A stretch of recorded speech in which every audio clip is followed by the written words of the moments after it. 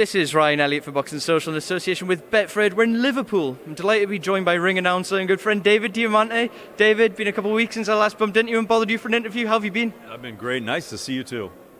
Now let's talk about this card. We just concluded the press conference, had a Callum Smith's world title defence against John Ryder. Stacked card. Let's start with the main event though. How imperative is it with all the talk of these huge stadium fights and stateside fights?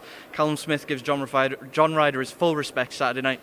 Well, he's got to, and John Ryder's one of those guys, first of all, this is just a great fight, and it's great that it's an all-English clash for the world title here in Liverpool. I think Joe Gallagher was saying it's the first time that a Liverpudlian's held the ring title, let alone defended it here in Liverpool, so that's great. But, John Ryder is not being given anything. He has fought for this. He cut his teeth the hard way, and he's had his losses, and he's now had his wins, and he's on the comeback trail. And I think this is really the right time for him for this fight. So I quite like this fight now. I think it's obviously at 168, between 160 and 175 and 168, there's so many great fights out there, and Callum is a very big name, so there's a lot of big fights for him. But this is not a tick-over. This is a real fight. The gorilla John Ryder from Islington, he's coming to fight. It was interesting in the press conference here, and Tony Sims talking about after the Armfield loss when John was down at 160, they were talking about him retiring. They were talking about perhaps calling it a day. He insisted he needed to move up, went to 168. He's been on this incredible run of stopping people, being the away fighter, coming away victorious, forced himself into this position. That said, not many people are expecting him to get the win Saturday night. How dangerous is it, though, to underestimate John Ryder going into this fight? I mean, we've seen this time and time again. People love to count people out because they see one name is bigger than another name. It's a name that they're more familiar with. Ask Andre Sorokin about John Ryder. There's a lot of guys you could ask about John Ryder and they'll tell you. So just because you don't know his name doesn't mean we don't know it, doesn't mean Callum doesn't know it. He's a live dog. I think he's definitely the underdog. If I had to choose, I'm gonna say Callum defends his title. But it's not an easy fight, and I think it's a great fight. Elsewhere on the card, David, when you and I arrived earlier, we bumped into each other and we were talking about how many competitive fights there are on this undercard. A lot of exciting fights. As Eddie said, it's not a card littered with superstars per se, very well matched fights. So what's the personal standout for you? Which fights are you most looking forward to? There's two that I think could be the sleepers of the night. I think the Fowler Scarf is a great scrap. Again, you talk about timing of fights, and I think in life, timing is such an important thing, and it's the same thing. There's a couple things. Location, right, like with property, and it's the same with boxing. Location. So where you fight, how you fight, but also the timing is very important in life and in boxing. And I think right now the Fowler Scar fight is really great. I think Fowler, obviously after the loss to Fitzgerald, he needs to come back and really make a statement. And you got to give your hats off to a guy like that. That was such a big anticipated fight. He fought like a warrior. Yes, he came.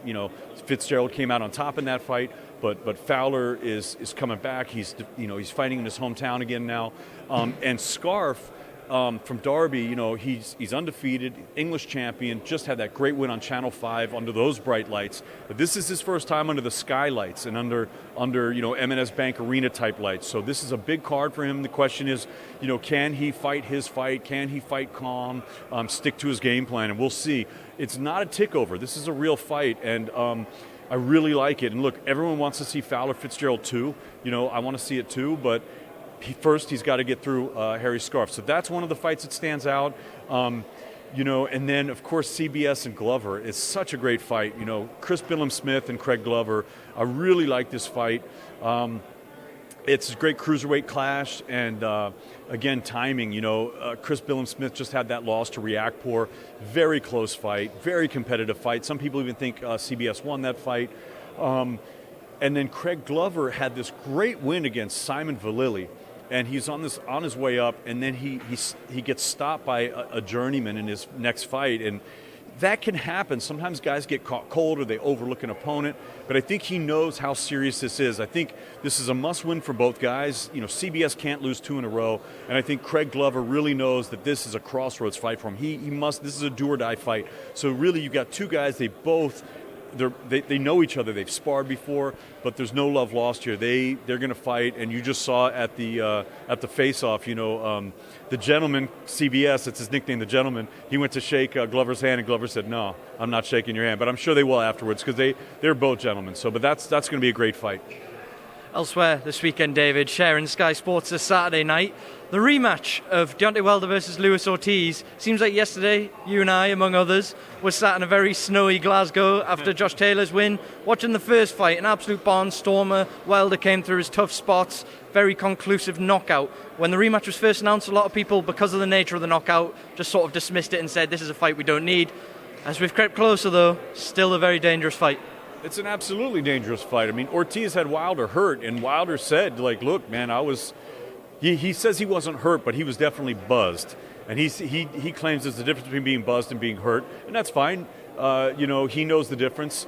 But we were there and we saw it, and it was a really close moment there. It was a oh my gosh moment. You know, it's funny, that fight, I remember that night very well. I was coming from Sofia, Bulgaria. I flew into Glasgow for the Josh Taylor fight, and I couldn't even, our flight had to be diverted to another town, a small little airport, because there was so much snow, and I barely got to Glasgow for that fight. But it was a great night there, and afterwards, we had all gone to the hotel, and like you said, tons of beer and pizza, and Lee McGregor, CBS, Chris Smith, Shane McGuigan, Barry McGuigan. We were all there watching the fight, and it was a great fight, and I'm excited for it. I think it's a really good fight.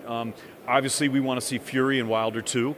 But I think Ortiz-Wilder's a great fight, and it's great to see these top heavyweights in action. And, of course, in 2 weeks' time, we've got Ruiz-Joshua. So a lot of great stuff in the heavyweight division.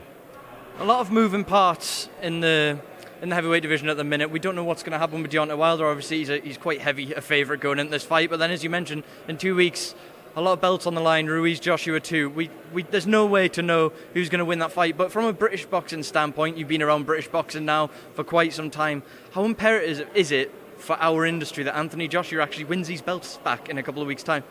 I think there are a lot of very deep ramifications to this heavyweight clash.